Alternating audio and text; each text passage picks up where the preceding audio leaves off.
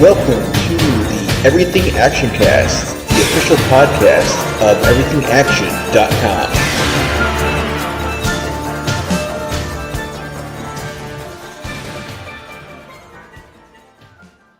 Hello and welcome to the Everything Actioncast, the podcast for the week of November 13th, 2023. I'm your host, Zach. And I'm your co-host, Chris. And we have a ton of stuff to dive this week, so let's jump right in. And we'll kick things off like we usually do with some trailers. And I think we got to kick things off with the weirdest trailer of the week, or the biggest trailer of the week, which is we got the first trailer for Madam Web, the latest entry in Sony's Spider-Man universe, which is the official name for the Venomverse. It's Sony's Spider-Man universe. That doesn't have Spider-Man in it, and it will never have Spider-Man in it. But,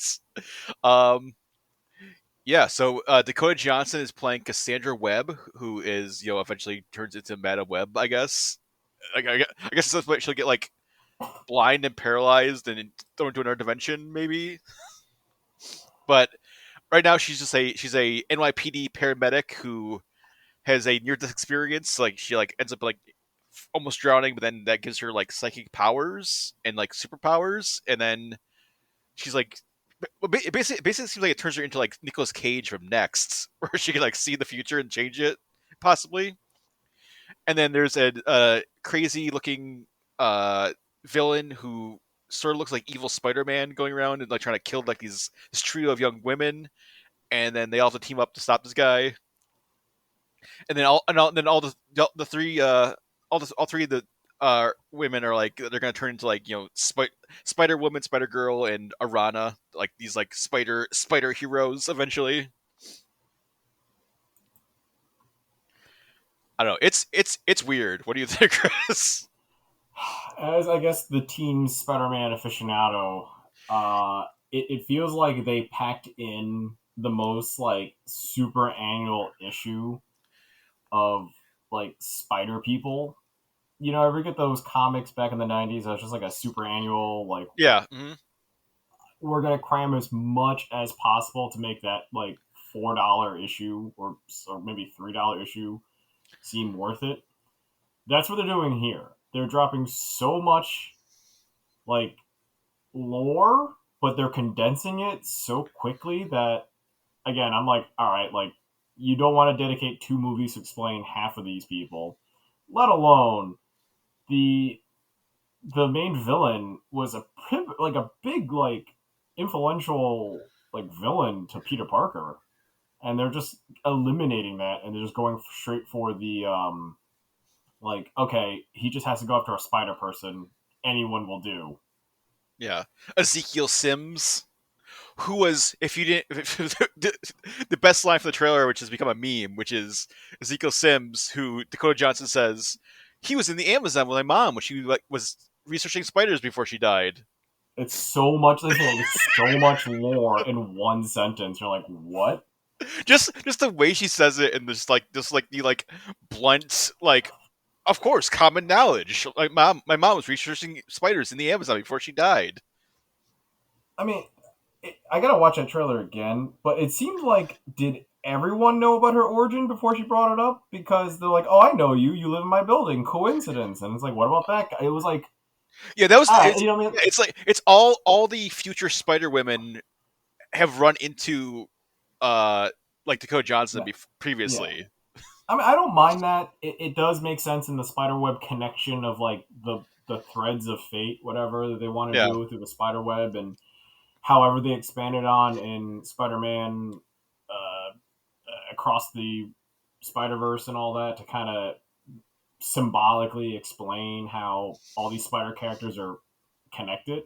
Mm-hmm. In the comic version, they were just all different types of spider people that sort of just happened. Like they didn't really aware of each other. They were just like, all right, I'm just gonna be a spider person, or I'm a spider woman that is a government agent.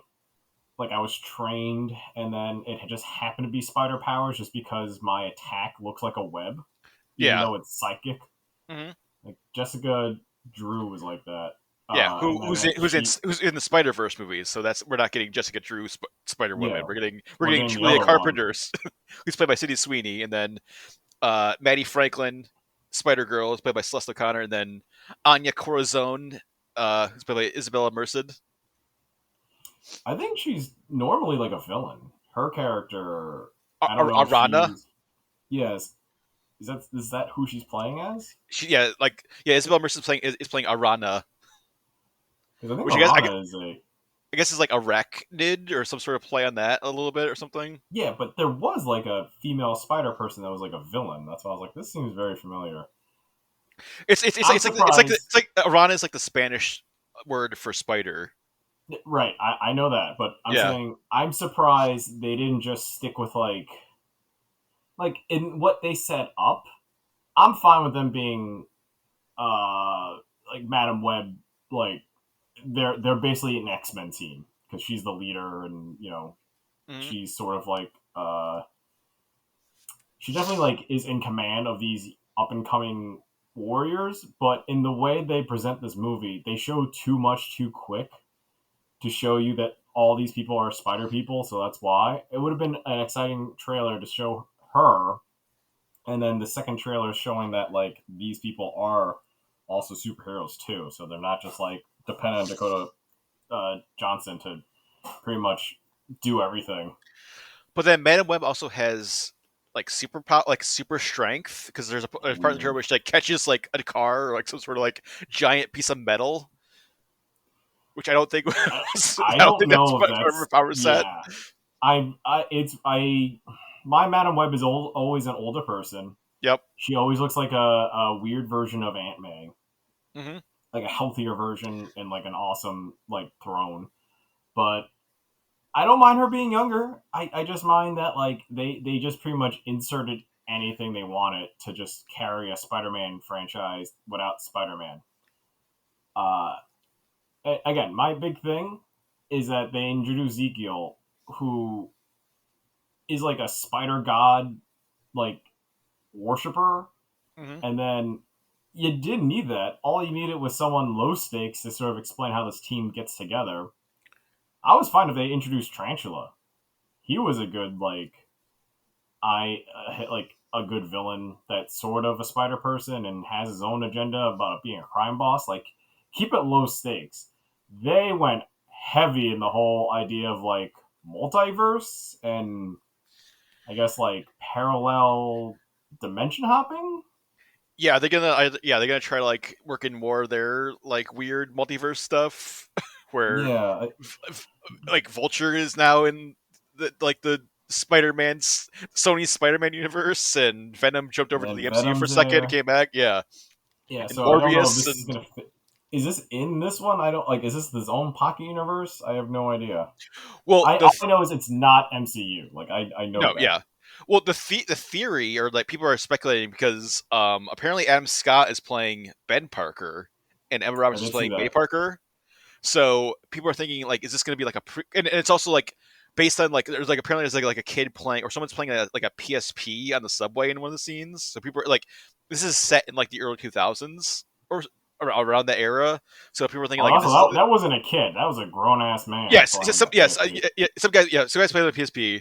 But that kind of pin and then people don't have like iPhones or anything, so it's like it's people are thinking this might be a prequel. Like they're setting this up as like a prequel to Spider-Man. That so then it's like there might be some sort of like end credits scene or like like right before the credits, like because like it looks like Dakota Johnson is working with like is like her fellow paramedic is Adam Scott, Ben Parker. So like they're like working together, and it's like, oh hey, here's my nephew Peter, like. Basically, And then it's gonna she's be just like, gonna have like a dead zone vision, yeah, and that's then she's just someone. like, oh, Yeah, someone. I saw on Reddit there was a great post like someone like wrote that scene of just like the horrible like terrible writing version of it where it's like, and then where it's like then she's like, oh, he's gonna be amazing. oh my Like, god, someone like pitched that as like a line, like the final line of the movie. no. But yeah, I get very big morbid energy for this movie. Like Just I don't feel that way, but I understand where you're coming from. I just feel like you had Morbius, which was cheesy and limited in scope. Now you're throwing in 5 superpower people against another Spider Person that is just evil Spider Man now, but he doesn't have webs. He yeah, doesn't zip line or anything. He just is fast. yeah. Well, I was like, oh, this is interesting. This is like Final Destination or like Next or something, but like a superhero version. But then when that Amazon line came up, I was like, oh boy, okay, it's Morbid time now. Like, The and what one? like my mom was in the Amazon researching Oh. spiders line. Like when that line came up, like, oh, okay, it's Morbid time.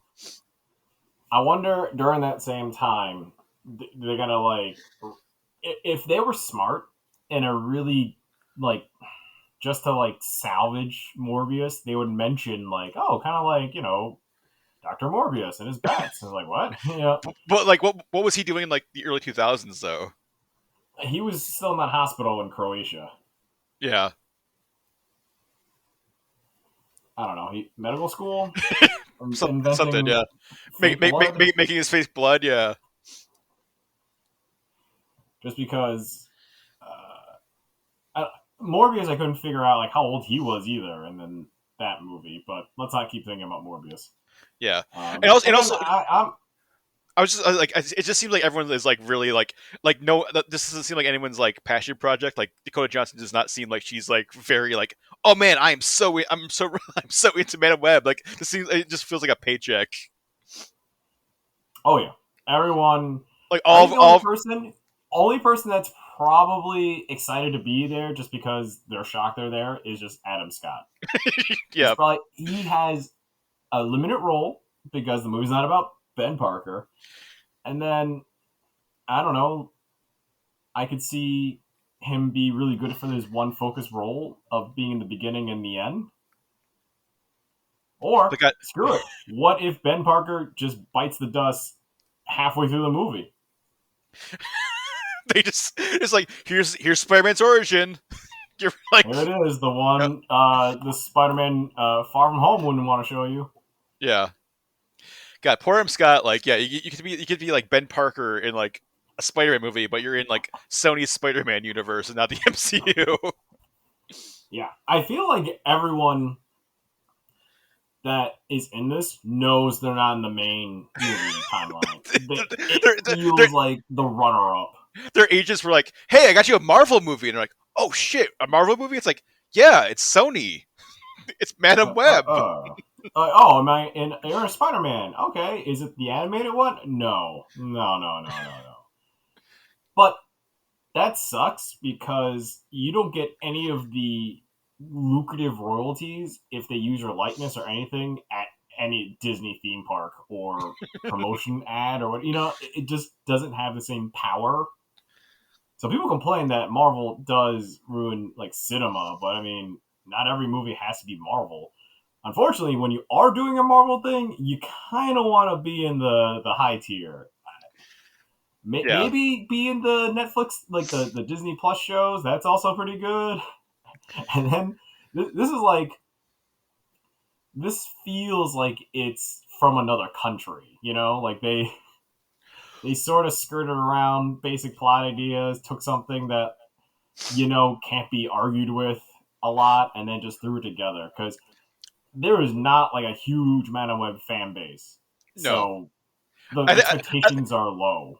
I think 90s kids like us like remember like the animated series. It's the only reason that she has any sort of like cachet. I feel like today Well, is like I think they invented her for the animated series, right? maybe Or am I yeah. I wrong think about that? that sounds right. I feel like Madam Web was introduced after some popularity. I could be wrong. I gotta check, but it's not hard to check. But yeah, it's going to be a potentially a big year for the Sony Spider-Man universe because we got Madam Web and then we got Kraven the Hunter also coming out next year. So we'll have to see how both Another of those weird do. one. I wonder if they're gonna cross over or something. Oh, okay. Just to clarify, no, Madam Web has been around since the '80s, since Amazing Spider-Man issue 210, Okay. and she was just a clairvoyant. Mm-hmm. She had some telepath powers and precognitive skill, but it was never to a point where she could ride an ambulance and then tell people when to attack. Like it's just a supporting role. Well, she wasn't. She was like. She wasn't even in like our reality. She wasn't even, like she was like in her own dimension, just like like looking at the web of life or whatever it was, and then like guiding people. But like she wasn't like in the action. She was like the Watcher. Yeah, she basically was the Spider-Man's version of a Watcher because she Yeah. only really bugged Spider people. I mean, Spider-Man for most time until at some point in the late 2000s, they're like, we need to make a sexier Madam Web. And you know who became the second Madam Web? Well, I think it was Julia Carpenter, right? Yeah, Julian Carpenter, because Julian Carpenter didn't have nothing to do. Yeah. But then I'm like, does Julian Carpenter have precognition? Like, I don't think so. I don't know. I guess we'll have to find out all the secrets of the Web of Life and everything when Madam Web comes out on Valentine's Day next year. So take your loved ones to Madam Web. And speaking of the Watcher and the proper MCU, we also got this week the trailer for season 2 of What If, the animated multiverse realm of the MCU. And it's going to be another 9 episodes of anthology. Although they might, I don't think that they've explicitly said it's going to have another like connected storyline the first season did, but it seems like it might have another like kind of connected storyline. Like it'll be individual episodes, but like building to like a big like kind of like connected finale. But this season we're getting an episode that's inspired by Marvel 1602, which is like the kind of colonial like European like colonial Victorian era kind of. It's not Victorian era. It's like even like it's like I don't know what era it is, but whatever the 1600s era is, it's like so it's like it's like swords and uh, it's like kind of not really medieval, but like I guess Renaissance era or like some sort of like older versions of the MCU characters. There's a scene where like Ant-Man and Captain America are like sword fighting each other, and then like Hulk has like a giant wig on. And then there's going to be a episode. It's like the Ten Rings versus Asgard because there's a scene where like it's like when we was like fighting Odin, and then like a Mad Max like race episode where like everyone is like in like this like giant like I don't know twisted metal like race contest or something. I think they're on whatever planet. Like Jeff Jeff Goldblum, Goldblum. Yeah, yeah, the Grandmaster. Like that's like that's his game. That's not like gladiator fights. It's like car combat. it's different. And more Avengers are there. There's gonna be a Christmas themed episode where it looks like they're gonna like basically kind of like pay homage to like Die Hard, where Stark Tower gets taken over, and then Happy and Tony, and then also like Darcy's involved, and like some other characters have to like get Stark Tower back from like whoever's taking it over. And there's like an '80s themed episode where it's like this like uh it's Hank Pym and I think it's T'Chaka and some other characters like Bucky, like Winter Soldier Bucky, but like I guess not brainwashed, or like this like '80s Avengers team doing like secret missions. There's gonna be a sequel episode to the Captain Carter episode from the first season. So like where like the first Captain Carter episode left off, there's gonna be an episode picking up from there. And they're also introducing a wholly original character to the MCU, like never appeared in comics before. So a completely original creation, Kahori, who is a female Mohawk warrior who becomes imbued with like the power of the Tesseract. And it's gonna be an episode like totally spoken in Mohawk. Mohegan. Well, like the Mohawk, yeah, the Mohawk language, whatever. I think it's just Mohawk. I think like that's Really? like I the thought it would language. be Mohegan as Mohawk. Well, I think Mohegans and Mohawks were two different tribes. The Mohegans were like, because like if you watch the last Mohegans, like they were like at war with the Mohawks, I see. and the Mohawks like wiped them out basically. That's why. All right. So why did they name a casino after Mohegan? That is weird. Well, that's Mohegan. There's Mohican and Mohegan. Oh my god. They did not teach that in a lot of American schools, I'll tell you that. And obviously, the Watcher's back. Jeffrey Wright's back as the Watcher. And they're actually doing the first episode is going to drop on December 22nd next month, and then every day after that, a new episode is going to drop up leading up to December 30th. So 9 episodes, 9 days in a row. You'll get a new episode of What If over the holidays.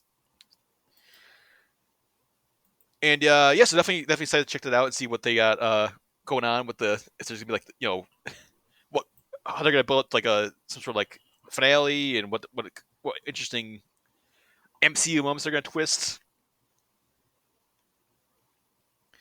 And then we also got the first trailer this week for Imaginary, which is the upcoming Blumhouse movie. They had their two biggest hits this year were probably Megan and Five Nights at Freddy's, and this is another kind of like childhood object that is coming to life to kill people or to like threatening people. And it's basically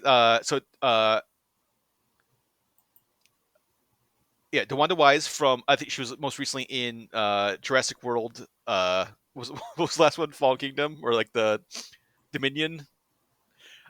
She moves back to her childhood home with her family, and then her stepdaughter finds a teddy bear in the basement, and the teddy bear has a evil entity attached to it named Chauncey, that is like telling like this young girl to like hurt herself or do horrible things, and they're like, oh, it's this imaginary friend, but then it turns out like, oh, there's like some sort of like evil spirit or entity or demon attached to this teddy bear that we have to figure out how to stop.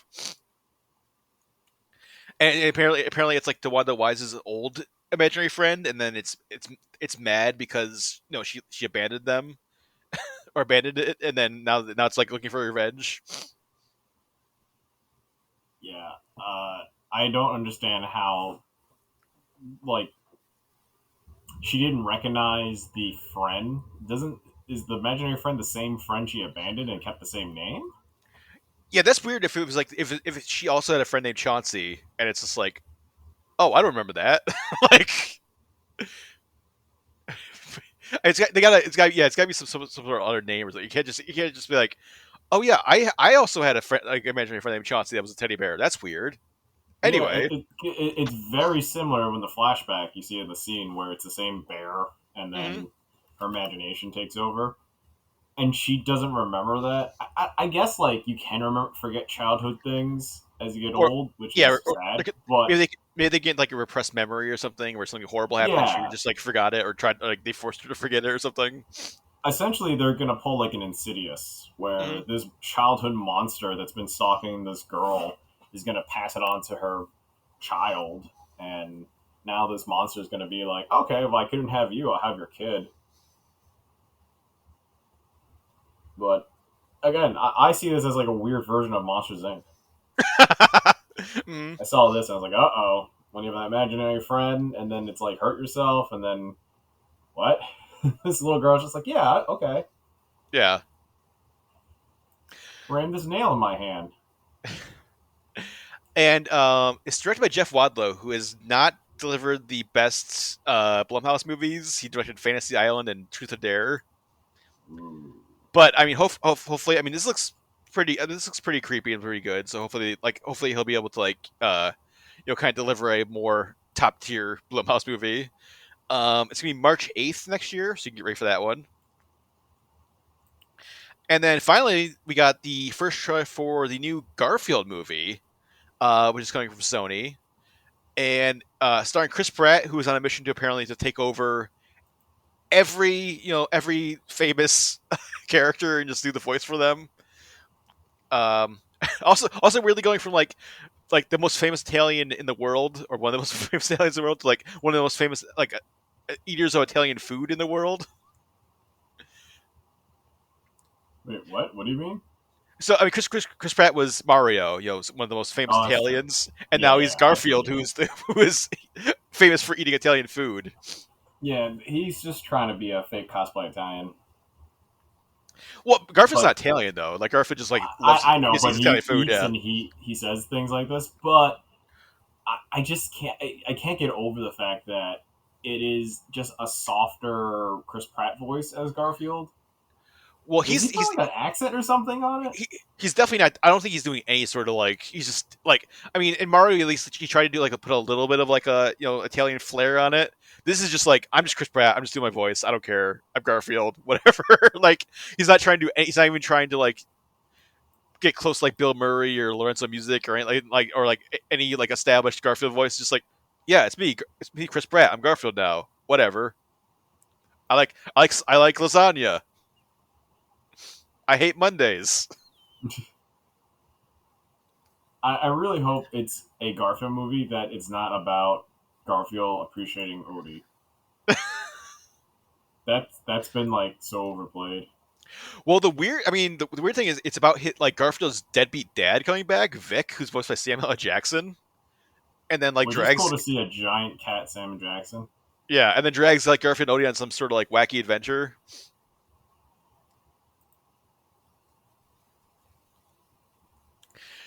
And so Chris Pratt's voicing Garfield, Samuel Jackson voices Vic, and then we also got Hannah Waddingham from Ted Lasso. We got Ving Rhames, we got Nicholas Hoult, we got Cecily Strong, Harvey Guillen, Brett Goldstein, Bowen Yang are all co-starring, and then Mark Dindal, who directed The Emperor's New Groove and also directed Chicken Little and Cat's Own Dances, directed the movie.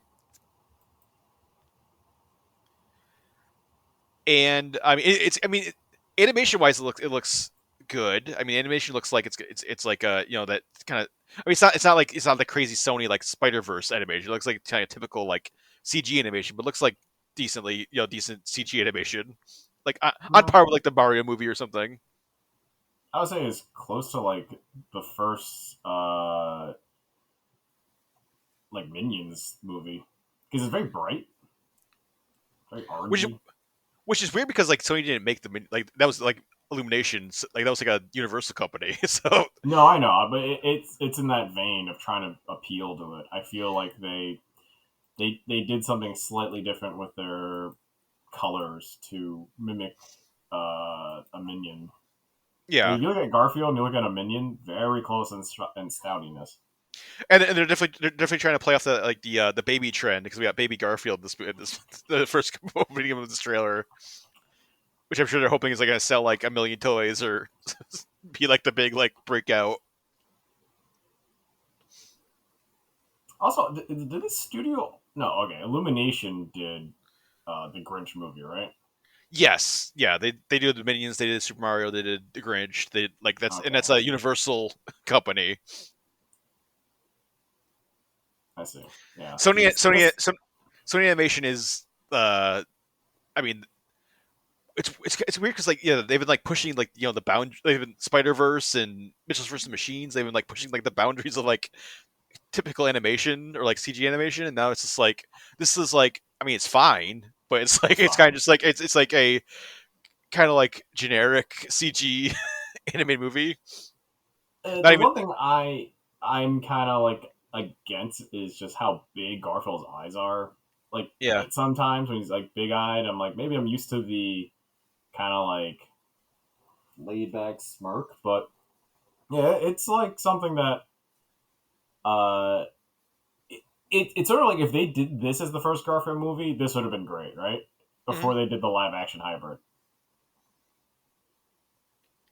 And I do appreciate there's like it looks like there's scenes where it's gonna be like literally like a comic book like the comic strip where it's Yeah. like just like Garfield like in center of frame like looking at the like camera and then like something happens.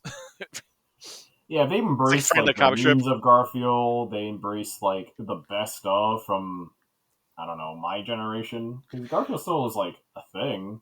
Well, there's some Jim sort of joke. Davis, Was it there's some sort of joke with like the Macy's Day like the Thanksgiving Day float shows up. So they're like there's gonna be like weird meta jokes hopefully of like Garfield stuff. which is like appropriate because this is like I'm interested because I like Garfield things. I have not read a Garfield comic in the last 15 years, but Hmm. like actively like read them. If I catch it in a newspaper or something, I'll read it. But as a kid, I grew up like collecting the books, so like that's never going to change. Hmm.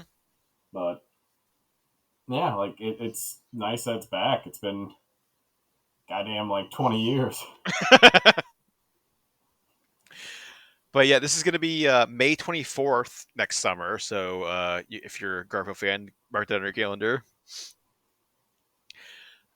And then moving on to some other news, we got some potentially big news about the Fantastic Four over in the MCU. So apparently, Pedro Pascal is in talks to play Reed Richards.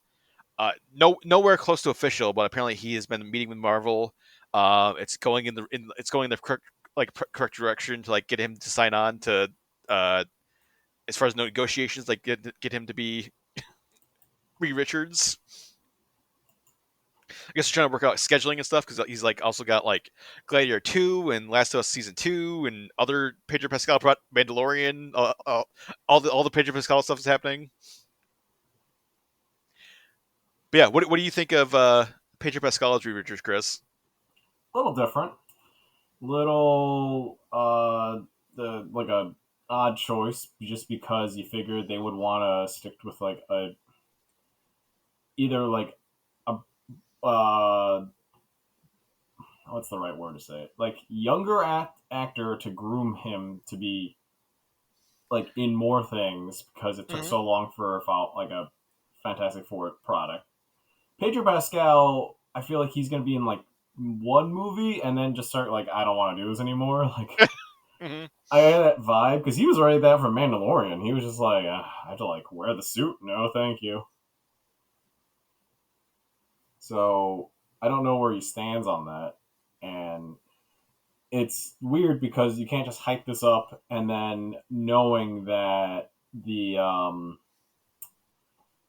that like a lot of the negotiations have been in process just because what do you do with the Fantastic Four like movie? Do you do an origin? Do you kind of drop it in as they just been there for a while? Where have they been for the last few years? Like what do you do?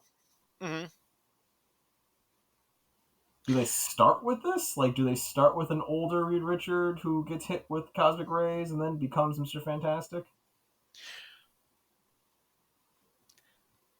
I think I would definitely prefer like just like the Fantasy Four like are just established and maybe they've been like I don't know off in space like exploring or something and they're like oh we're back now like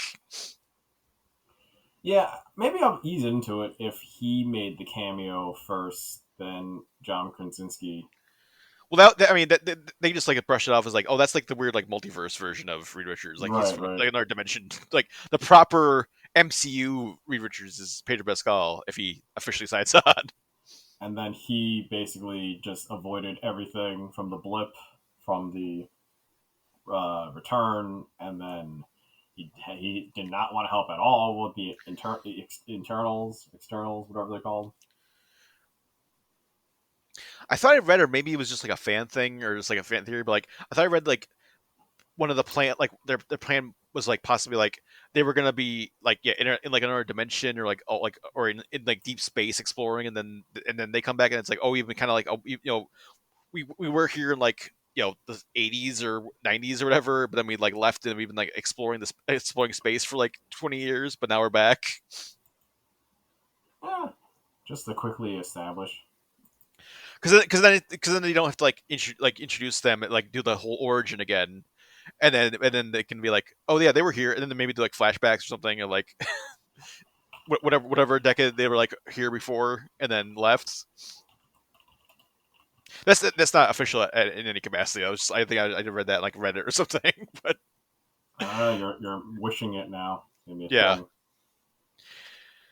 but yeah, I guess we'll definitely gonna keep an eye on the casting. Hopefully, maybe we'll get some more official confirmation soon. But definitely an interesting choice for Reed Richards. And then let's see who the rest of the family is. I know there's like people are talking about like Vanessa Kirby for Sue Storm.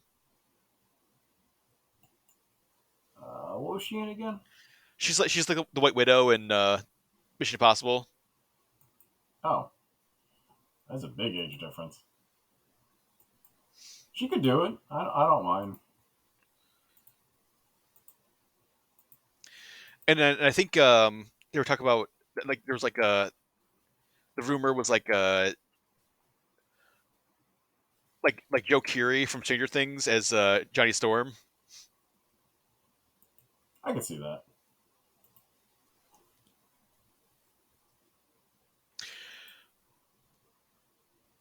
But yeah, hopefully we'll get some official Marvel confirmation. Although, I mean, they're like Marvel seems like they're like slowing things down and like delaying a bunch of stuff. So like I think they're like taking a like they're definitely taking like a we need to take like a year or two off and like figure out what the hell we're doing.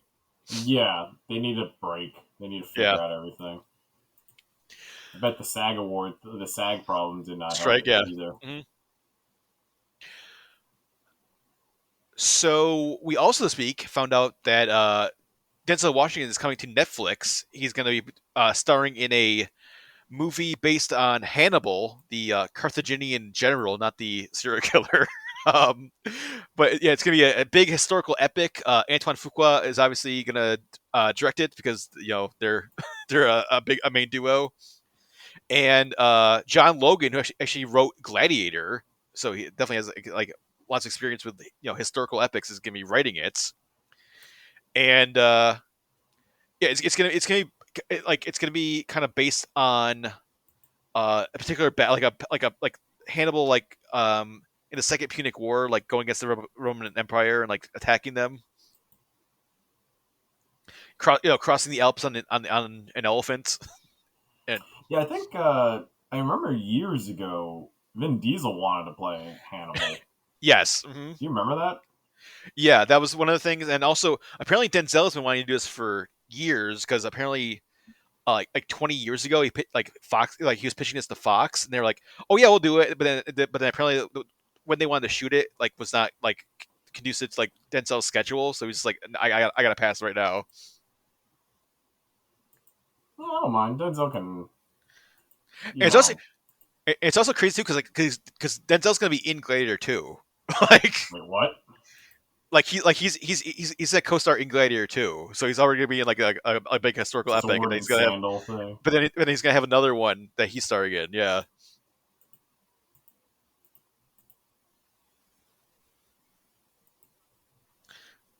I'm curious how much money Netflix is gonna throw at this one because like all the streamers are like really like buckling down of like we need to like we're losing Yeah, money. budget cut, Like, yeah, everything.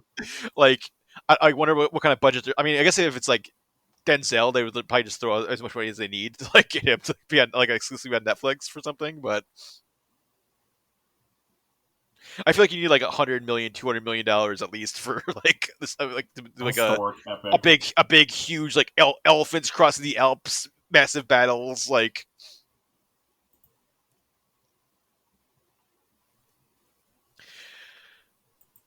but yeah, I guess we'll see. I guess like Gladiator 2 is gonna like start production. I guess I think like next week they're gonna restart production and get that going, and then so this will be definitely after that. So this is probably quite a ways off, but we'll definitely keep an eye on what goes on with this Hannibal movie. Actually, speaking of Netflix, they and speaking of them like cutting costs, they actually canceled a bunch of shows this past week. So they canceled 5 shows. Shadow and Bone, which is the big one. I know there's like a ton of fans of that show. It, I don't know if season 2 ended on a cliffhanger or not. Which if season 2 ended on a cliffhanger, that would suck. But it is canceled. And then Agent Elvis is canceled. Forgot about Far that show. Farzar, which is another animated show. Captain Fall, which is another animated show, and then Glamorous, which is like a Kim Cattrall drama show. So all 5 of those are officially canceled over at Netflix, and all of them except Shadow and Bone were in their first season. So it was like all of them had like one season. Then Netflix was like, nope, we're not gonna continue these. And I guess Shadow and Bone, season 1 it was like a huge hit, and then season 2 like definitely dropped off as far as like the like viewership. Like it never hit number 1 as far as like the like Netflix most watched um metrics, and it kind of dropped off like out of the top 10 like way quicker than season 1. And it's also I think it's also like pretty it was like a pretty expensive show just because it's like a big like fantasy fantasy drama. So the fact that it like dropped off quite a bit, I think was part of like the reason for Netflix to cancel it. And also, like there's going to be a big delay from like because of the writer's strike and the SAG strikes. It was going to be like probably like a year or two before it was even going to like be back and ready for season 3. So they kind of just like cut their losses now. Yeah, that makes sense. It's just a budget thing, and then I guess people weren't really into it. Yeah, I think the main thing was like because they have like they have the top 10 list of like most watched stuff on Netflix. Like Netflix is like the one streamer that really like you can like go and like see like streaming data and like see what they're like what the most watched shows are like around the world and all that stuff. And yeah, apparently like Shadow and Bone season 2 was definitely not up to the same level as the first season.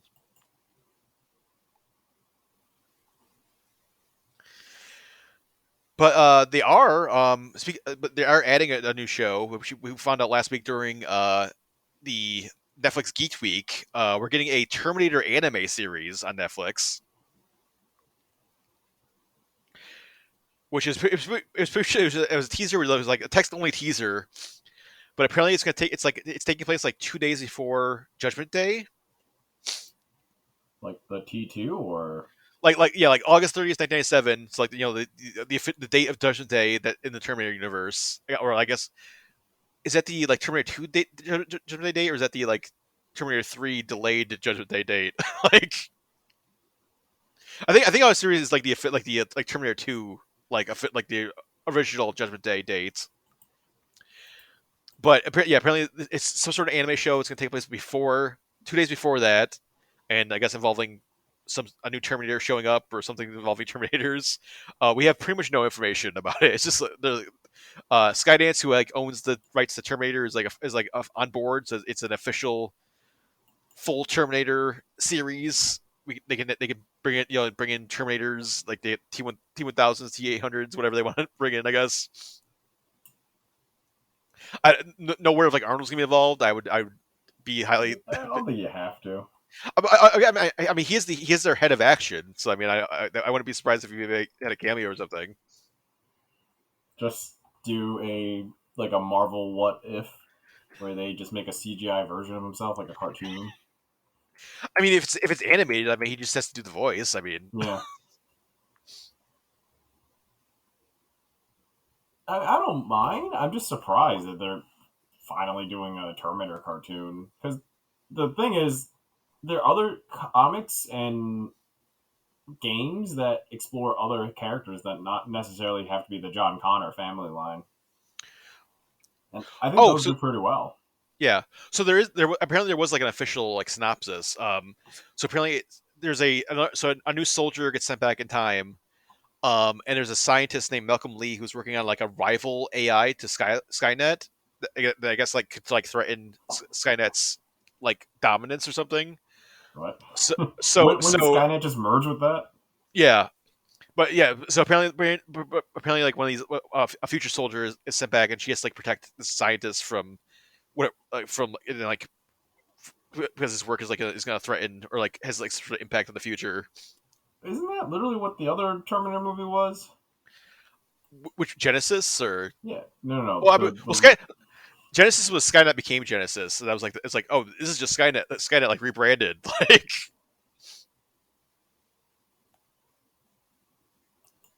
Not Genesis. It was the other one. Dark Fate. Yeah, they literally sent someone from the future back to protect the next resistant leader. Yes. Mm-hmm.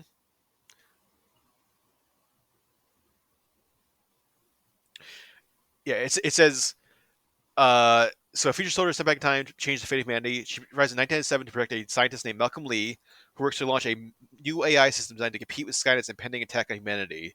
So I guess they're making an AI to like stop Skynet from launching its attack or something. Like a new AI that can counter that AI, which is Yeah. fine. That's smart because don't send a kid to fight a robot, yeah. but find a AI. Is this like pro Chat GPT, like Chat GPT taking the Skynet? Yeah, that's the secret propaganda to this movie. Yeah, so we don't know much. Hopefully we'll get some actual footage of it soon. But there is at some point in the near future we're getting a Terminator show on Netflix to join all the other kind of big adult anime series they've been pushing out. And then last but not least this week is that we got a season 5 renewal for Harley Quinn over on Max. So there's more Harley Quinn coming in the near future, including the spin-off Kite Man Hell Yeah is coming next year. Are you caught up with Harley Quinn, Chris, or I think I'm still? like one or two more episodes away from finishing it. Mhm. Yeah, apparently it's like one of the biggest like Max like hits, and one of their few successes, I guess, or like when the something that's like I guess safe, like totally safe from all the craziness happening at Max, and canceling completed movies and canceling shows, and but Yeah, they're burning everything else around it, but they're yeah, protecting the ones that make it like money right now. yeah, it's like Don't know how. Harley Quinn survived like the OG like DC Universe app that was before Max even existed, and now it's thriving on Max. So Until whatever that guy who's running uh, David Warner Zaslav, Discovery, yeah, yeah, just crashes the Mhm. next thing. Yeah. But I mean, yeah, Harley Quinn. This show is definitely like one of the best DC things uh, in like recent like recent years. Well, it's not afraid to like play with the lore and have fun of itself and Yeah. just be aware of things, and it does it right.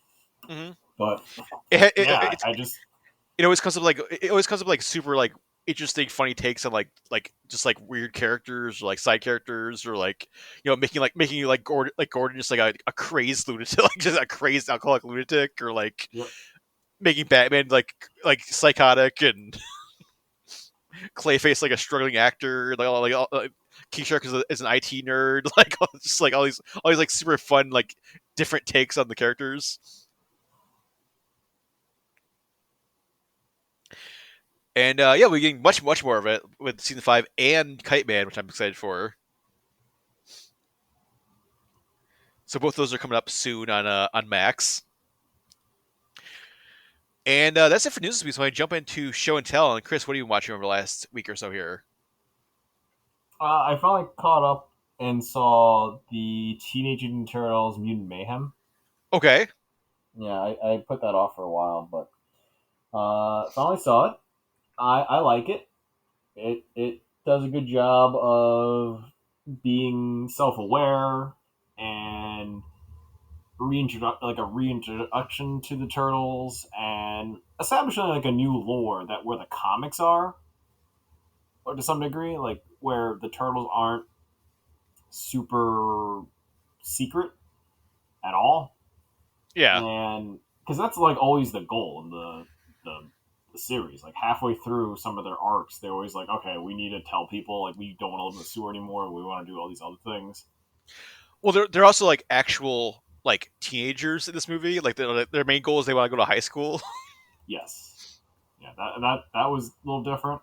I didn't mind it just because it's something different from the regular turtle things I'm used to, which is fine. It's a nice iteration, and I think there's like enough room to see a version where they pretty much get to be integrated into society really early instead of later when they sort of have to when there's other mutants and other shit going on where the turtles are the least of the human world's problems. hmm Uh, the only thing I feel is that this movie feels like it could have been two movies, right? The beginning Yeah. part where Superfly feels awesome, but then it's like, oh wait, there's still more movie left. Now Superfly is like doing another thing, and there's like a kaiju battle. I was like, whoa, this is in itself. It should have been hmm another thing.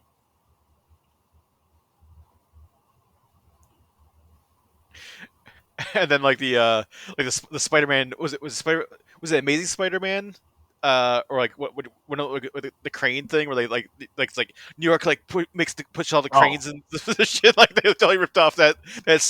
that sequence of like New York protects its own man like That doesn't happen in New York. No, like it. I don't know why they always keep thinking that. Where just New boy Yorkers will it's like band hey together. yeah it's like hey they fight for New York. So I get it. They wanted to. It's a kids movie. End of the day. So I get why they needed this grand gesture of everyone teaming up, New Mhm. Yorkers and all that. I just thought it was hilarious because I saw it coming. Where it just all it took was one guy just be like run into this, and now all these New Yorkers are just honorary ninjas. Yep. The other thing is, I I don't know. It's kind of weird that the the ninja lore part is puts a like a back burner to everything because you know uh, Splinter this time around isn't like from a ninja school. He sort of is winging his parenthood. Mhm. He has like no reason for the other part, and the movie's really aware of that. Like it's where even Splinter's sort of like, let's just go home and like ignore what's going on. Like I don't mind the cynic Splinter. Yeah. It's very And different, and you have to get used to it. they learn all their karate from like instructional videos and martial arts movies. Yeah, whatever they're learning from is insanely good. Seriously, like whatever Splinter learned, like I mean, like the one scene where he gets to go like full Jackie Chan, and which I love. I love they actually made it like a Jackie Chan action sequence where he's like using props and like flipping around, like flipping off of like chairs and like going like rolling across like desks and stuff. Like they made it Yeah, like actually like a Jackie it Chan is. scene. You're right. I didn't mind that. Like instead of just putting generic Jackie Chan without a Jackie Chan fight, I'm thinking he was just gonna be a simple voice, and then he might do a few moves. This they really leaned into it, and I liked it. And just like the animation style in general is just it's like so good. Like it's definitely like Spider Verse inspired, but it's definitely has its own like like grungy like notebook like a kid doodling in a notebook style like Yes, yeah, especially when they introduce all the villains, where now you see their styles and their shapes, and just sort of like the character designs that have I don't know misproportion on purpose, and Mhm. I didn't mind it. Like I'm not someone that every Turtles iteration has to be a certain look and feel. This was a nice mix up, and I prefer if other forms show up, so it's not just this is the only one for the next like 5 years. Uh, and the only one I don't like so far was the other Turtles thing that was like Giant Ralph, and it's like Oh, Rise now of the TMNT. Rise. Yeah, I wasn't a fan of that, but I haven't given that a shot. I just feel like there are other better versions, only Mhm. because they got really far in the lore and they did like cool storylines that got dark. Like the Nickelodeon one, the one where it's the CGI Nickelodeon one. Yeah. You know what happens in that one? I keep being I wanted to go back and like watch it. Like I watched like most of the first season. I kind of like dropped off for because there's too much stuff other stuff going on. But I won't spoil it, but it gets dark. Like near the end, they're just like, mhm. screw it, let's just throw everything that we wanted to do with the TMNT lore. So that's something I'm like, okay, I'm into that. But I guess it's like a different turtle for a different generation for each group. So I don't mind it. And it definitely made me want to go get that Pizza Hut pizza that like I think teamed up with this promotional Yeah. food. Well, I think there's like four. There's like four different ones. There's four different pizzas. I think so. I think also like Walmart has like frozen pizzas. They're like Mutant Mayhem pizzas or something. I think I saw the frozen pizza one. I don't know if I want to get that one, but I'm a sucker Well, for promotional food. I don't think Pizza Hut has like actually has like the turtle pizzas anymore because that was just like a month or two for like when the movie was out. But I see. Oh, on a side note, did you see that Good Burger Arby's meal? yes, You don't live that far from an Arby's. I don't live that far from an Arby's. Maybe by next podcast we'll have like a Arby's breakdown of like how we felt after the Good Burger too. Well, yeah, I mean, Good Burger 2 is next Friday or next Wednesday. So maybe, yeah, maybe Wednesday go get a Good Burger meal and watch Good Burger. But yeah, also, when does Arby's make burgers? Like, I They've had, of they've all places. they've had that on and off for like a little bit. Like they've it's like the Wagyu beef burger. They brought like it's been like a limited time kind of like rib like McRib thing where it's like, oh, we got our burger's back. It's gone. It's back. Really, Arby's makes a cheeseburger? I did not know that. Yeah, it's been kind of like a on and off limited thing for like a year, like a couple of years, I think. Okay. Well, and then the other thing I've been watching, I saw The Killer on Netflix. Hmm. Did you see that yet? I haven't seen it. I added it to my queue. I haven't seen it yet though. Uh, if you read the comic, it sort of starts with an outline of the comic of what the killer like mentality is because it's narrated through the killer's mind and his sort of detail of what his plans are. So it's written very like neurotically. Hmm. However, how they definitely like rearranged the plot. They made it flow a little too different from my taste, where it's a completely different story. Essentially, it's the same idea, but it flows differently than the comic because the comic takes its time, it explores all these things, but the movie kind of rushes through everything just so it seems like one crazy ass week for Michael Fassbender. And again, it's not bad. Like I feel like the movie's gonna do well. People are gonna appreciate the cinematography, the Michael Fassbender ranting. It's he this you remember, do you remember when they were gonna do the X Men Origins Magneto movie? Hmm. This would have been it. Just watching Magneto just kill people and then sort of just do his hitmaning thing, and it's Michael Fassbender is great. He delivers a great performance, and it's convincing because the idea is that anyone can be a killer, and then or like anyone could kill, but only a few people can like embrace it to Hmm. some degree. It's like the message where humans can like have the capability, like if they need to, or if like life throws you that direction. The thing is, it's how do you live with yourself, and then having these rules so you don't go too crazy, or you don't. I guess like you have a plan, so it's not like because it's like killers, like it always comes back to you. Just because you just do this doesn't mean like it's done, and he's aware of that. That's why he's very prepared for the Plan B scenario. And just the synopsis, like it's about a killer with no name. He's just referred to as the killer. Half the time, if you see his name, it's all aliases based on fake things, like based on TV shows. And after a job gone wrong, he's getting burnt, and he's trying to figure out how to survive while kind of getting revenge and then tying up loose ends. And in the comic book version, it sort of like does the same thing, but it's just like over a longer period of time. This is just like one wacky ass week, so the pacing feels very frantic, which is fine for a David Fincher movie because the if you like if you enjoy things like Fight Club and just the cinematography of it and the tone, it has that attitude where you're definitely rebelling against society and you're doing it in the one like thing you're good at.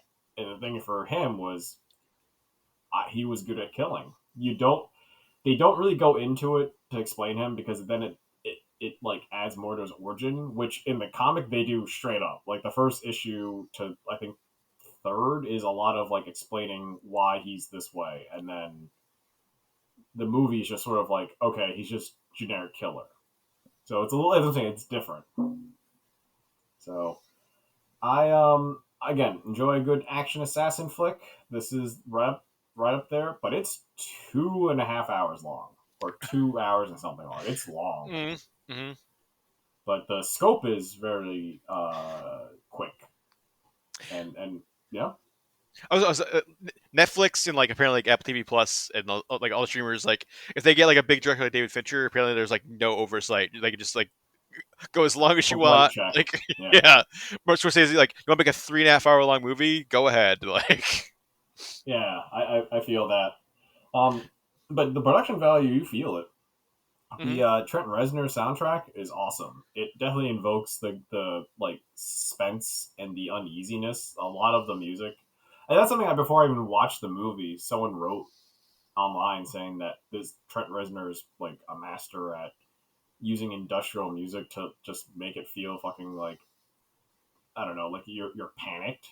And I didn't get it until I watched it, and I was like, whoa.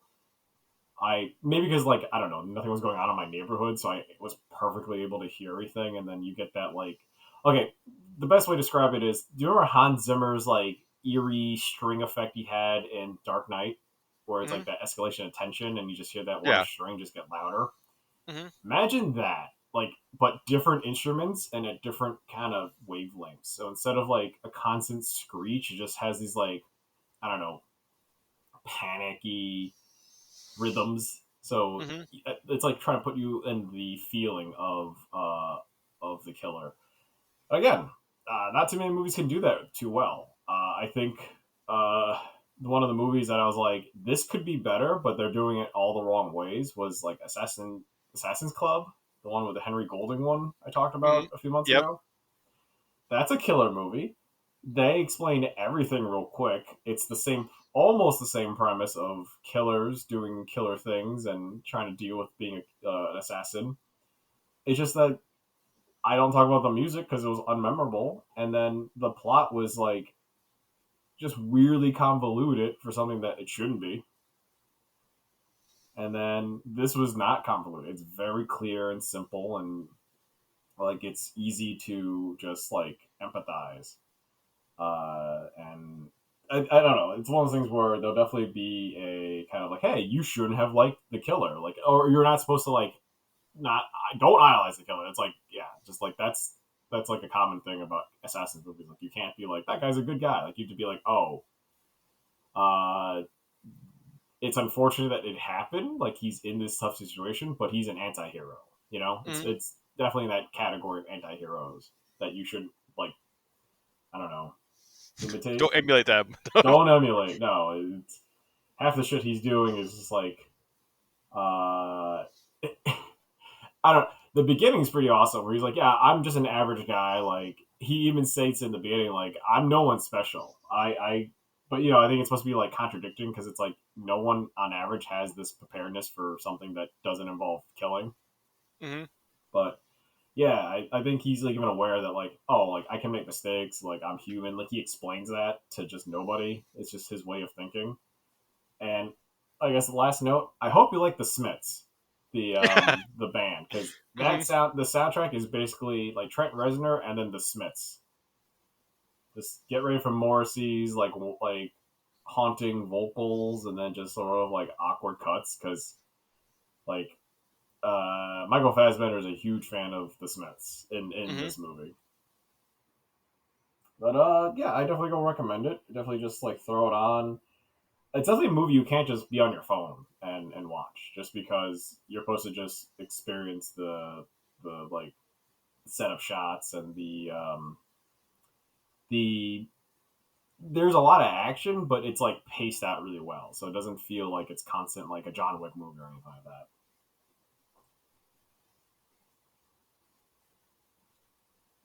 But yeah, that's it for me. Well, I think something you and I both saw, Chris, was the season finale of Loki. Oh, okay, we'll get into that. I thought we Well, were talking that, about Three that Musketeers. yeah. Oh, yeah, Three Musketeers as well. Yeah, so we both those. But yeah, Loki season two. Um, I think we both thought it was pretty great. Yeah, just end it there. Yeah, yeah, definitely. Yeah, like there's talking about like, oh, is there gonna be a season three? Like, it does not need a season three. Like, just we don't. Where would you even go? Like, you would just like ruin everything you set up and like ended it on. Like ends it ends up like a perfectly great note for like Loki and everybody. Like another season would just ruin all of that probably. Yeah, they would try to insert plot that doesn't need inserting. And then what you do is unravel how you can feel how Marvel was kind of pulling back on having Kang be more and more prevalent. Hmm. And now, if they introduce someone else that's like a He Who Remains or something convoluted that is a big bad, you can't do that on Loki. Loki has a complete arc. If he comes back, it's more like a cameo or like another actor could play him, but you don't need him to come down from where he is and then just sort of like solve crime. Like you know, like what why would he do that? Hmm. Yeah, because he's like the god of time now, or whatever, whatever he is. So the god of the Well, cause multiverse. I'm trying to understand the one thing which it's like I'm not trying to look into much because you'll go crazy. Is that he's a variant that's been plucked out of that time. Then he got double plucked because then he got removed from normal timeline from that machine they made in the first part where he started glitching. Yeah. And then he decided he can control the glitch, so he has to go forward, or no, he goes backwards in time to alter the future so that his what he can glitch forward to doesn't exist anymore. Is that it? Like he managed to break the timeline that he was on, and then he because I mean the one thing I'm like again it's supposed to be like endless. He just sits outside of time, but Hmm. before that he could always kind of rewind and fast forward to certain points, which amazing. Like the movie does a good job of explaining consequence and then the Well, I love cause and consequence. I love the bit of like yeah, like because like the last episode especially is like very like Groundhog Day. Um, but I love the bit where like he's like, how long would it take to learn as like physics, like you like as much physics as you know to like Ki Kwan? He's like, I don't know, 1,000 years, and then it's like 1,000 years later. It's like look, he just spends like 1,000 years just like learning all physics, all also like technological knowledge, and I just love when he like shows up again. He's just like spouting like techno babble, and everyone's just like, oh yeah, that's right, he's right. Like I don't know how he knows it, but he's right. Like. Yeah, just to kind of get the plot moving. I did Mm-hmm. appreciate that. Uh, so he built that other one. He just showed up and built it and was like, "All right, we have it already. We just throw it on and turn the switch." Mm-hmm. It was different. It was definitely like as a time fan, as a loop, as a logic and consequence guy. I thought it was great. The only thing is like and again, this is where both me and you both agree. Where if they go any further, it just undoes the whole like cause and consequence rule that they just established, and that's been firmly established. Uh, the only thing I could see if they ever have to redo something is he has to go back and then kill Sylvia then to make the other sense. Like I don't know. There's like not too many options. The only thing, like if they want to actually, like, if they did want to continue this, like don't make it Loki anymore. Just do change the name of the show to like TVA or something, and just have like Yeah, and I just don't follow mind everyone at that. TVA. Like, because I mean, I would definitely be up for like more like Ki Kwan and like all the other like everyone else like Owen Wilson if he like unretires, like if like Mobius unretires and comes back or something, or Well, he didn't. They didn't wipe his memory. yeah, he He's can come back just whenever he like wants. Yeah, yeah, he can still come back and then get plucked out of the timeline again from his universe, I guess, his branch. and then Sylvie can like show up and help them, and 100B15 like that crew can like do something. Casey. So yeah, I didn't mind that. I like the tight knit crew, but then at that point it became two different shows. One was just Loki doing the time warping, and the other crew running the TVA. And I don't. You're right. I think you could do a spinoff of a spinoff and just have the TVA take place in the future, maybe, or whatever the time frame is in the current. Like you don't need a TVA every constant season. Whereas every 5 months there's or every 7 months there's a new TVA season. I prefer like whatever phase we're in, we have a TVA update. Hmm. So to sort of explain things and do multiverses of what's currently there. The worst thing I could see is if Marvel burns out on multiverse and variants, and then they just never revisit again for like or like a super long ass time, and then like you just like forget that like there's alternate branches from the holy timeline, whatever they call it, and then like all these things that they establish, Yeah. and then Loki sort of just holding these branches, just sort of like, all right, like I sacrifice myself to hold these branches, like keep making branches, whatever.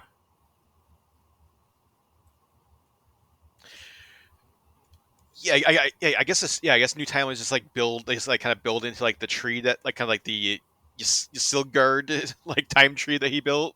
Like, or was like we're all the timelines that we're gonna grow grew, and then that's he's just like is holding them now is like in like the tree, the time tree, and there Yeah, won't be any more. Won't be any more new ones. Like all the ones that we're gonna like grow are grown now. so we're in an MC universe that's one of these branches, and then that's it.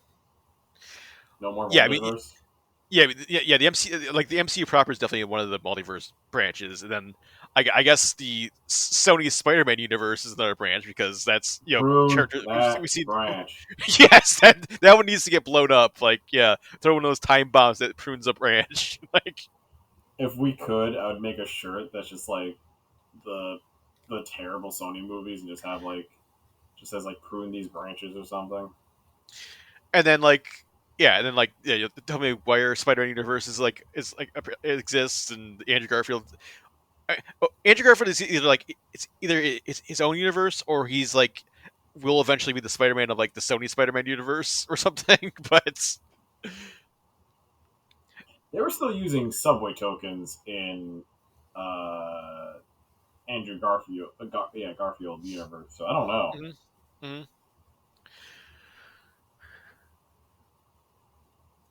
but it'd be fun if we just insert TVA agents in other Sony movies. So it's like, oh, it's getting pruned. Yeah, like end of Venom 3 they just show up just like this universe is over.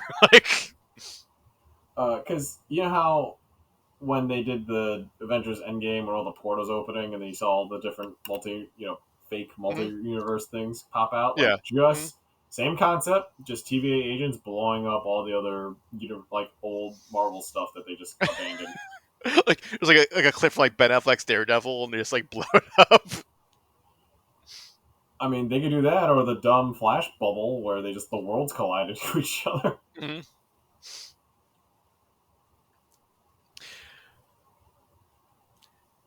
Yeah, who knows? But hopefully this was such a great ending for Loki as a character. Yeah, I mean, I would say like maybe like a cameo at some point in the future. Does like they have to like go at like ask him something or they have to like go like at a time and like consult with him or something. But like yeah, no, we definitely don't need to like we gotta go get Loki back. We gotta get him back out of like at the end of time. We need his help again. Like no, please God no.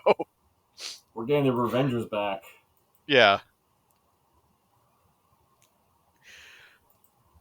but speaking of Disney stuff, yeah, Chris, you hinted at it. We also watched the 1993 Three Musketeers movie for our latest commentary, which will be going up next week for Thanksgiving and Black Friday, the holiday time. It celebrated its 30th anniversary this month. It came out on November 12th, 1993. And yeah, definitely a fun rewatch. It's been a while since I think either of us had seen it. Oh yeah. So one thing that jumped out to me, like a lot of stuff jumped out to me, but like one of them was like this movie's like is like so episodic of just like it's like these very like self-contained like 20-minute segments of just like D'Artagnan is captured by uh Cardinal Richelieu now and he's in prison for 20 minutes. And now he's like he has to deal with like Rebecca De Mornay, Milady, and then now they're in a bar wenching or like and there's like long stretches like where like the actual like Three Musketeers just like disappear. Like I forgot how much of a Chris O'Donnell movie. Like this is like a Chris O'Donnell movie featuring the Musketeers. Yeah, I definitely forgot that. I always thought there were more scenes together, all hanging out, but it really is just Chris O'Donnell like stumbling upon every pivotal moment.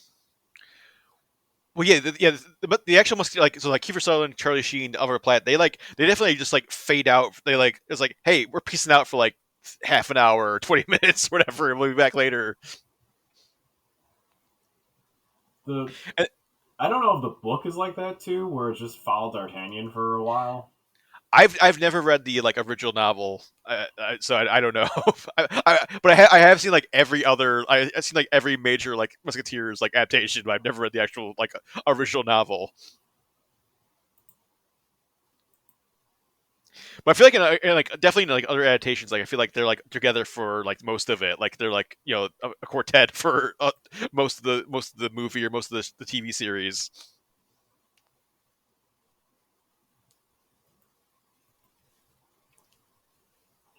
But yeah, I think the movie still kind of holds up. Oh yeah, it's It's super fun. fun. Like tons of like great like fun like swashbuckling, sword action, like horse chases, carriage chases, um, like absolute peak Tim Curry, just like hamming it up and like devouring scenery with all his like delicious lines he's like delivering, just like all for one and more for me. Did we mention it where you don't hire Tim Curry to be restrained? You hire him to just be as theatrical and as kind of like over the top as possible, and it's great. Yeah, well, I think we were talking about too. Like this is like this is like a run of uh going from like he was like in like 1990 onward, like it was like he was Pennywise, and then Home Alone 2, and then this, and then like Long John Silver and Muppet Treasure Island, um, and then throw Congo in there. Like, I mean, this is like absolute peak Tim Curry, like height of his height of his powers, Tim Curry. Oh yeah, and plus he is unbelievably horny in this movie. Well, the whole movie is like this is like one of the horniest Disney movies ever made. Like when we talk about like, but like yeah, like all like I think every woman in the movie is just like pouring, like they like in like super tight corsets, like just like pouring out of like their corsets. Just like Rebecca De Mornay's cleavage is like the like most ridiculous cleavage in like a Disney movie ever made. Like She is first introduced with just her cleavage. It wasn't and, even like and there's like just like specifically like the shot, like the camera shot is like looking straight down into her cleavage. I was like, come on, Disney, just a little subtlety. Did you not learn anything from Dick Tracy? And then like get like Gabrielle Noir is like like taking a bath, and like then like Corey just walks in and she's like in a bathrobe, and like he's just like So being super horny, and like another side note, Zach, have you ever taken like a bath um, that had that soapy water where it basically looks like milk? was that some? I'm trying. There must have been some sort of like I don't know, like Mineral French, bath? Yeah, yeah, like French thing. royal, yeah, like I just skincare routine or something. I've Yeah. never understood that. Like even as a kid, it's like we either have like it's a little soapy but see through, or Mr. Bubble spilled in your bathtub and it's just like a washer machine. And I never figured out how to do that. Like I don't know, elegant hot tub like look. Hmm. You know, it's not a thing. I remember seeing that as a kid, going like, "What is she in?" You know, and as an adult now, I'm like, "Oh, that water sits there for probably days because they didn't like throw out bath water yet." And we talked about it, like that bathroom that's just like furnished with like wool and like a bath pillow. We're just like, what is going on in this area? Hmm. Like And she also, came out of that bathtub and sits on straight carpet. We're like, gross. yeah. And the other weird thing too is like I completely forgot. So like Julie Delpy is like Constance, who's like supposed to be like D'Artagnan's like love interest, and they have like Two 5 minutes of scenes. screen time together. like D'Artagnan kind of saves them in the beginning of the movie, or like tries to save them, and then like they never talk to each other again until the end of the movie, and then it's like they like have a kiss at the end. And it's like, oh, you like it's like does D'Artagnan even really remember that she exists, or like what her name is or anything? It's like, oh hey, it's you. Yeah, You're and you we like we remember more of the bar wench where he learns to wench. and it's just like they had more chemistry. Yeah. Mhm. And also like very crazy like tonal shifts where it's like it'll be like we were talking about, yeah, it's like wacky, like, "Oh, we're gonna teach you how to pick up women in a bar, we're singing songs," and like cut to like Kiefer Sutherland just like drinking it like alone, like just like like I had to kill my wife, like my wife left me, like my wife betrayed me. So I was told she died, even though I Yeah, wasn't there to look. yeah. I mean, it made sense for his character, and it kind of explains And his whole like why he hates he he's things. the he's the brooding one. He's the brooding musketeer. Yeah, everyone else is having way too much fun except him. Yeah. Which and that culminates in like a crazy like super serious scene that like I think immediately cuts to like something like wacky afterwards. But yeah, you can check out all of that next week when the commentary goes up. So head over, make sure you refresh the site, check it out. I think they'll probably be up on Black Friday, so you can after your Thanksgiving festivities, you can watch Three Musketeers with us. And then other more Disney stuff. So I saw the Marvels this week. One of the few people that saw the Marvels. Was Um, it a packed theater? it was not, but I also saw it on Monday, which I usually go on Mondays anyway. But like, I, Okay. but I mean, I mean, I hope it does box. well, but you know, I think the true test is gonna be this weekend. If it has like a massive drop off, like it's gonna be a disaster. Because I think it costs like $250 million or something, like some like kind of like on par with like Haunted Mansion or Indiana Jones and the Dial of Destiny style, like massive like bloated budget, and like 40, like what was it, $47 million something is opening, $46 million is opening weekend, like the lowest opening ever for the MCU, and now it's up against like Hunger Games this weekend, so. I don't know. Box office wise, things don't look too good for the Marvels, but I will say it's not a total disaster. It definitely is a mess. Like, there's like some parts where it's just like I don't know what happened for like because I think there's like a bunch of reshoots and rewrites and if at one point it must have been longer and they cut stuff and like they had like scenes just like explain what was like happening or just have like flashbacks explain things. Um, but yeah, but basically the main premise is that there is a Kree. Basically, the person who took over after Ronan got killed, Dar-Ben, who's played by Zoe Ashton.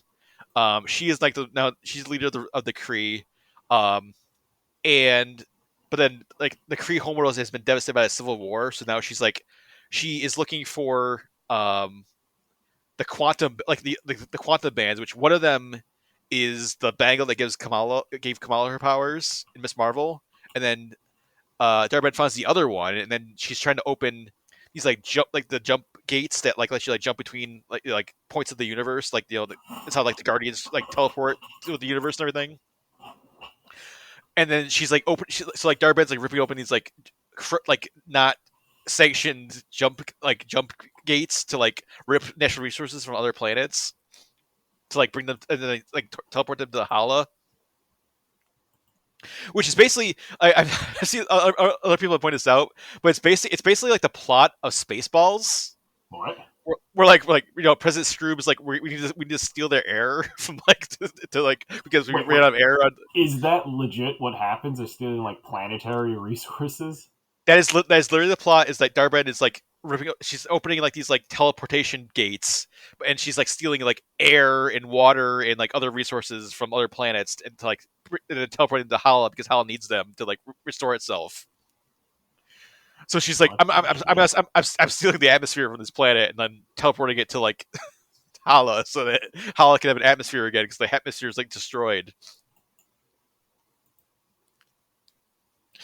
And and then because of like she opens these like jump points and then crazy coincidences happen and then so like Carol Danvers, Monica Rambeau, Kamala Khan, they all get like their powers entangled with each other because Dar-Ben has like a quantum band and Kamala has a quantum band, and all their powers are like kind of like get entangled together because they all kind of like touch a jump point at the same time. Or like it's kind of like it's like big cosmic coincidence. They all kind of like get like mixed together, and so whenever they use their powers, they like trade places.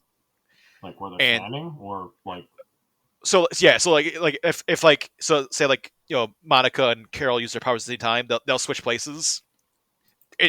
Anywhere in the universe too. It's like if Carol's on like the other planet and like Kamala uses her powers, they'll like switch places. Like so Kamala ends up like some like alien planet, and like Carol ends up on Earth. whoa. Which that was like spoilers for like Miss Marvel. That was like the cliffhanger of Miss Marvel was like Kamala and Carol switch places, and Carol was like in Kamala's bedroom, being like, "Wait, what? What the hell?" So they're kind of forced to team up to figure out what's going on with their powers, and also like stop Dar-Ben. And then also like Samuel Jackson's there on the Saber space station, which I feel like Nick Fury is like just like the biggest example like what the like why this movie is like kind of a mess, because I mean I guess like supposedly or allegedly this is supposed to take place like after Secret Invasion, but like Samuel Jackson in this movie is like a totally different character than we saw in Secret Invasion. Like unless something like drastically changed for him, and he just like his outlook on life changed drastically, and he got like like some sort of like self care routine or something. But like because like in Secret Invasion he was like this like broken. Oh, I'm old. I'm too old. I have too many failures. I failed everyone. I failed my Skrull allies. Like this is like my last mission or whatever. Like he was like super defeated, super like depressed, like super like dour. And then in the Marvels, he's like super like quippy and vivacious and like lively and just like it's just like if you saw Secret Invasion and you watch this, it's just like this is not the same Nick Fury at all. Like I don't know what happened between that and this, but like this is like not at all like this is not leading to that at all. It kind of Does he also look younger? yeah, like he feels younger. He feels like yeah, like nothing in Secret Invasion happened. Like he's just like, hey, I'm on a space station. It's awesome. Like, what's up, Captain Marvel? Like, it kind of feels like they got like someone told the writers and like the creative team of the Marvels like, oh yeah, this is what's gonna happen in Secret Invasion, and they were like working off that, and then they changed it, and they didn't tell the Marvels team that they were changing it, and then so they're like working out this like weird like more like upbeat version of Secret Invasion, and then they made it. Then the actual like Secret Invasion team made it like it turned into like a super dour like serious like espionage thriller or whatever. But then they're working out this like, oh, it's like a super fun like Nick Fury's like making quips and joking and stuff, and it's like everything's fine. Like, and also there's also like scroll stuff in here that like does not like match up or line up to anything that's in Secret Invasion. There's like no mention of anything that happened in Secret Invasion. It kind of feels like also like there was like a Captain Marvel sequel that happened, but that we never saw. Like because like a lot of like the like emotional kind of like backstory and like the dramatic like plot backstory like Right. happens off screen or happened before this movie started or like happens in the flashbacks.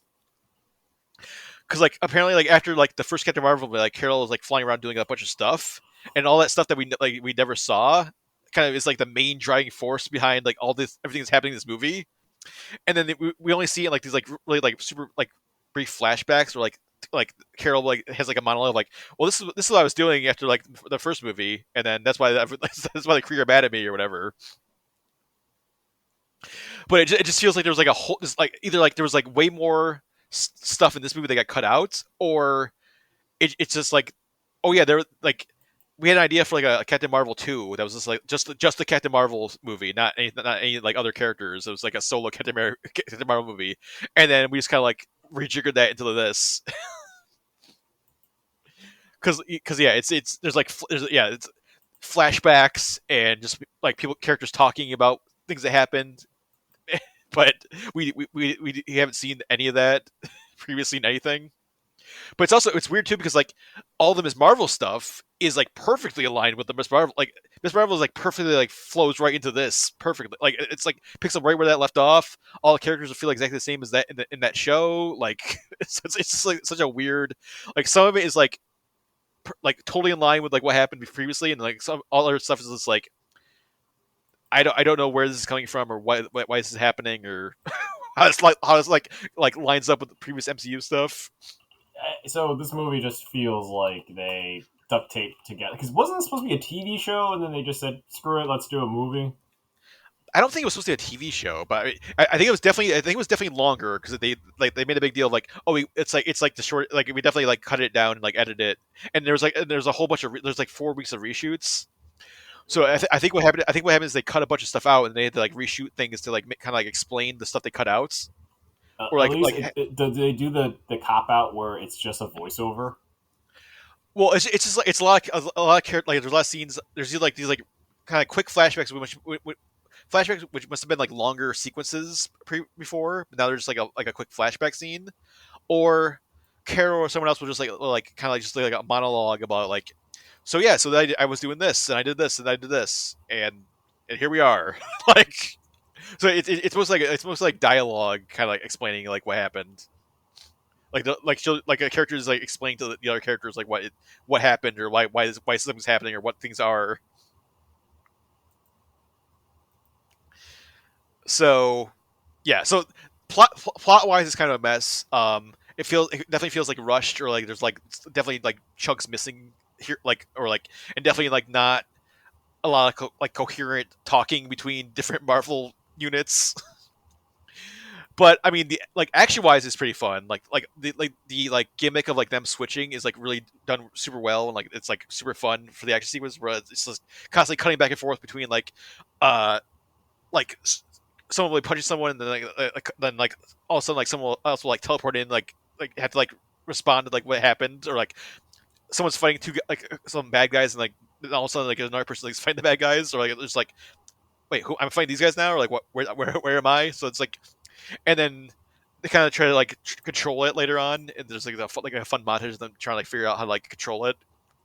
So the action and like that like that switching stuff is fun, and then the main trio is also like they have like a really fun rapport and like back and forth, and, like funny like back and forth, and especially if you're a fan of like Amon Villani from Miss Marvel, like she's just like has that same kind of like super excited energy and like charm and like funniness, like and it's even more so because like now she's like working like she's like works side by side with her hero Captain Marvel, so she's just like super fangirling out and just being like, I'm working with Captain Marvel. Oh my god. Yeah, I heard she was definitely the breakout star. When you Yeah, see this, you see it more for her than everyone else. that was definitely what I was most excited for, just to like see like the continuation of like Miss Marvel because Miss Marvel ended on that cliffhanger and then it was going to lead right into this. And there's also a really fun setup of like future stuff like there's like a scene right before the end credits, which I won't spoil it, but like it's kind of a setup for like, what she might be doing in the future, and it's like a really funny like it's probably like the best joke of the whole movie. And also I don't have you heard about the mid credit scene, Chris? Have not. Is it like monumentally spoilish? It's I don't know what it means or like I mean it's pretty big. It's like just as for like fan servicey, but like I don't know what it means for like the MCU. So I won't spoil it, but yeah, definitely uh possibly interesting like earth shattering things for the MCU, or it could just be like a one off like fan service like hey here's this all right, and then we'll never reference it again. So we'll have to wait and see about that, but. And there is only a mid credits. There's no after credits. You don't have to stay for the whole credits. You can like leave after the mid credits. But I would say I don't think it's worth like. I mean, I mean, I guess if you wanted to like go check it out in theaters, I mean, it's not like it's not. It's mostly it's more fun than bad. Like it's like mostly fun, messy, but it's definitely messy. But I think you'd also like you could wait till Disney Plus and check it out too. Like I don't think you know if you need to like rush out to the theaters to see it. Um, but definitely when it's Disney Plus, I would say definitely worth checking out. It's if you just want like kind of a fun, light MCU movie. with some problems. Like so far, most of these Marvel movies have like issues, and they're Yeah, forgivable if you don't pay attention. But if you kind of treat movies like movies, it becomes very noticeable. and I would say it's definitely better than like a lot of the recent stuff. Like I would say it's definitely better than like Secret Invasion, and like I think I liked it more than like Thor: Love and Thunder, and I think I liked it more than I guess maybe on slightly more than like Quantumania. Like definitely not as good as like Loki, or like and then some of the like or definitely not as good as Guardians Volume 3, but as far as like recent like within like the last year or two of Marvel, I would say one of the better MCU entries. And then the last thing is I watched the 2004 movie Mindhunters. Remember that one, Chris? The one with Christian Slater that's in it for Yes, maybe 10 minutes. where he gets executive decisions. Yep. Yeah, so I watched this because I listened to a podcast called No Such Thing as a Bad Movie, which has if you're a Red Letter Media fan, Colin from Canada is like one of the co-hosts on it, and they talk. It's kind of like How Does It Get Made esque. They talk about like bad movies and they kind of go through the whole plot and like explain them. So Mindhunters was like their most receptive they were doing. So I was like, oh yeah, Mindhunters. I remember that movie. Or I've always kind of like wanted. I was like morbidly curious to watch it because it's always kind of like popped up in like streaming services or it's kind of like just kind of like around, but I've You've never never seen it. seen it? No. So yeah, so finally watched it. It is fun trash. Like it is not good at all, but it has like a lot of like ridiculous, goofy, fun stuff in it, like crazy kills and yeah, like the whole Christian Slater like they're like positioning him to be like the main star, and he gets like killed 20 minutes in by like liquid nitrogen, And like his legs go first. which it feels like he could have like maybe moved out of the way. Like like Step back. it takes like a while for like it seems like it take a little bit for like your legs to freeze completely, but he's just like standing there taking like this liquid nitrogen, spraying on his leg, just like don't come any closer. And he falls like bricks apart. Yeah, he basically gets Demolition Man at the end. Yeah, and and also like Val Kilmer's there is like they're like teacher or the professor or whatever because it's they're all this it's this team of like mind hunters or like criminal profilers, and they're like on their last kind of like their last big training mission before they like become like actual like FBI agent profilers. And then Val Kilmer has this whole like apparently he does this like all the time. Like he just like has this island that he like sends people to. He like rents or like borrows from like the Navy, and then like sets up like these like elaborate like crazy like crime scenes, and like has them try to solve who like the serial killer is. But except this time there's this actually a killer is killing all of them one by one. Now they're the one who's hunted. Yeah, they're being mind hunted. But yeah, it's like, and then they like realize like, oh, the killer is using our weaknesses against us, or like he's mind hunting us, like he knows our weaknesses, our talents. And then it's like sort of related to like what they're like because it's like one guy is like apparently like loves coffee, and then they all get drugged like they get drugged with their coffee, and then like when they wake up like that guy's head got cut off, like cut off, and then his blood drained out. Yeah, what Or did then that it's guy like do? Like I get it, like they're FBI agents, but that killer really had it out for him. yeah. Well, I mean, spoilers like Johnny Lee Miller is the killer, doing and he's like doing a horrible Texas accent, like one of the worst accents you've ever heard in a movie. Which I mean, obviously, Johnny Lee Miller, very British, but then yeah, trying to do like a Texas drawl that does not work at all, and he Uh-uh. never and and then his like reasoning for like being a killer is like so vague. It's just he tries to explain at the end, and it's just like such a vague like I killed my parents and I liked it so much I wanted to like chase that high, so I joined the FBI to like catch worthy prey. Like I want to like the mind hunters. How did he not like? How did he pass the psychic vow? Wouldn't they just be like the yeah. FBI? Mhm. Just be like, no. Yeah. And then I guess the reasoning is like he drugged everyone, but then he didn't drug himself, and then he had like 5 or 6 hours to, like rig up all these like Saw style traps or like rig up all these like remotes and detonators and yeah, like traps and like lace cigarettes with acid and do all this other stuff, and then like put these like clues on everyone's jackets to like and then try to like throw everyone off, like putting blood under like Catherine Morris from Cold Case, like she's like the main character, like putting like blood from like Christian Slater under her nails, so like everyone thinks it's her. Yeah, I remember But she, her. She was like, I think after this she did Cold Case, or is it before yeah, Cold Case? I think it was before, and then it's just sort of like I don't know if they were like trying to make her like, and she was also in like Minority Report, but then yeah, then she got kind of was like Cold Case, and that was it for like like Cold Case was like I think it was like the year actually because they filmed this in 2002, but it didn't come out until 2005. So by Oh, the time I this didn't came know out, that much.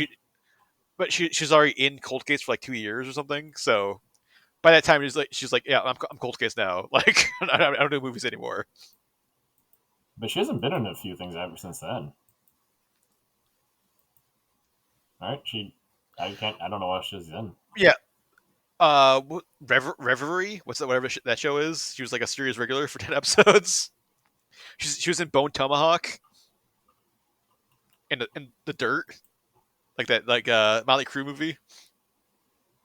Kinda. No, yeah, but definitely Cold Case is whatever knows her from now. Not Miners. Miners were not like they didn't like thrust her into like superstardom. And then I think the one thing I'm kind of surprised like LL Cool J's like lines and like his stuff hasn't become like a meme or like a kind of a cult like favorite thing because like his lines are so fucking ridiculous. I don't And just understand. and Like just his whole character. yeah, he like up until a certain point, it's like, oh, he's just like the lone wolf, the like trying to be the tough guy. Then in the end, it's just like he snaps. Well, they're trying. They're like he's the red herring. They're trying to make him because like he's the outsider. So like, oh, this new guy that infiltrated our group is like, and people are dying, and like there's this new weird like this guy who's like joined us for like the last minute is like here. So it's obviously he's the one. Like he might be the killer. He's probably the killer. And then they prove that he's not, but then he still snaps anyway, and just like, well, if I'm not killer, like you guys are the killer. I'm gonna kill everybody. Like he's got lines where he's like, uh, "Eeny, meeny, miny, mo. Who's the next motherfucker to go?" Or like when they kill Johnny Lee Miller at the end, is just like, well, I guess we found out his weakness, bullets. I forgot that's a line. That's an actual line in the movie. It's so funny.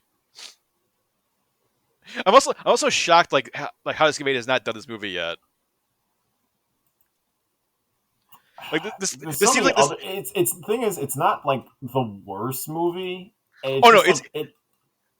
well, it's super entertaining, but it's so clearly like trash and bad, but like it's like fun bad, where it's just like you're like the kills are ridiculous and fun, and then like all the actors are like in it are just like chewing scenery and like there's like constant Mexican standoffs and like so it's like a super easy watch. It's like super entertaining, but it's not good. like I kind of remember the trailers had the like new metal soundtrack. the actual movie doesn't have new metal. It has like kind of like Matrixy kind of like electronics music, but like if it had new metal, it would be like it would take it to another level. If it had like some sort of like I don't know, like a saliva song or like a stain song or something like it definitely need like a new metal like montage song or something. Because it was definitely in that era of like yeah every movie has like a new metal soundtrack.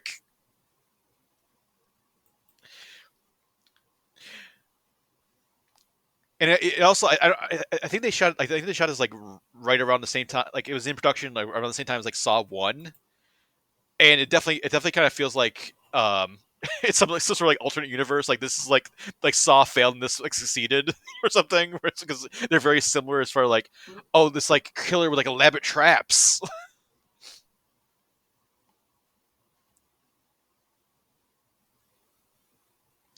But yeah, I would say definitely if you've never seen Mindhunters, you want to see like a fun bad like action thriller, definitely check it out. And that's going to do it for this week. So you can wrap things up. Definitely head over to the site. We got all of our usual news, reviews, features. I got a review of the Marvels. You want to read a review of the Marvels? You can check that out there. We got all the trailers we talked about this week up on the sites. And like you mentioned, next week you can come back and check out our Three Musketeers commentary. That'll be up probably Friday next week.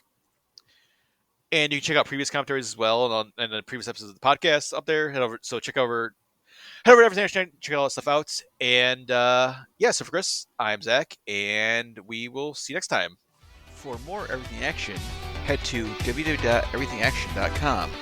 You can also follow us on Twitter @EVAction, on Facebook by searching for Everything Action, and follow us on Instagram @everything.action.